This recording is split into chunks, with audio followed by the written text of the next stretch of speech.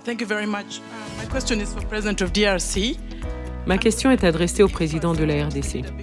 Monsieur le Président, si la sécurité est à l'évidence un gros problème pour vous, si vous étiez capable de résoudre ce problème par vous-même, vous l'auriez fait depuis longtemps.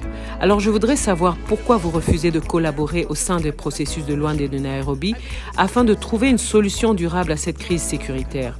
Je pense que la solution est entre vos mains et qu'il faudrait travailler avec ceux qui sont prêts à vous aider pour résoudre vos problèmes.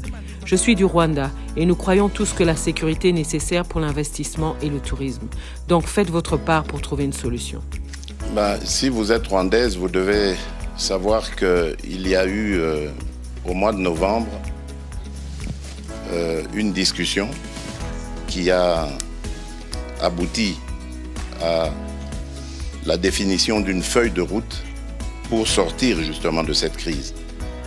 Et cette réunion a eu lieu en Angola, à Luanda précisément, et en présence de tous les pays, surtout les représentants des deux pays concernés, c'est-à-dire le Rwanda et la République démocratique du Congo. Il a été convenu, comme j'ai dit, une feuille de route qui décrétait le cessez-le-feu et le retrait immédiat du groupe de M23 qui est soutenu par le Rwanda le 25 novembre. Ce départ devait commencer et le 15 janvier, c'est-à-dire il y a 2 jours, on devait constater évidemment l'achèvement de ce processus. Eh bien, figurez-vous, madame, que le M23, groupe terroriste soutenu par le Rwanda, est toujours dans certaines localités qu'il avait prises à la République démocratique du Congo.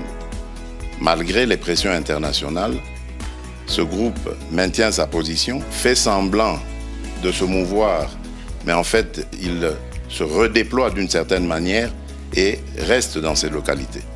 Et je vous apprends que depuis lors, il y a eu un massacre qui s'est fait dans une localité qui répond au nom de Kishiché, d'une centaine de personnes, des innocents, que ce groupe a voulu massacrer pour les terroriser et les pousser à se déplacer de cette localité qui regorge de matières précieuses dans son sous-sol. Donc voilà en fait le problème que nous avons. C'est un très grand défi parce qu'on ne peut pas investir à la fois dans le développement du pays et dans les ressources pour augmenter les capacités de l'armée et pouvoir ainsi se défendre. Si nous avions tous la même philosophie, la même vision, celle que j'avais d'ailleurs au moment où j'ai accédé à la tête du pays, celle d'aller vers tous nos voisins, nous en avons 9, et de leur proposer des projets de développement qui vont faire du bien à nos économies respectives, qui vont faire du bien à nos populations.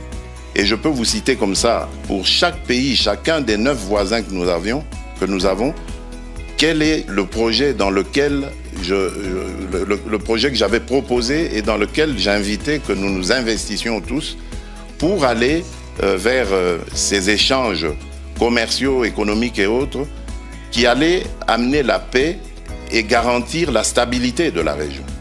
Mais c'est à cause, évidemment, de certains voisins aux velléités belligérantes que cela est malheureusement impossible à réaliser. Donc je suis désolé, madame, le problème aujourd'hui de l'insécurité dans la région des Grands Lacs s'appelle le Rwanda.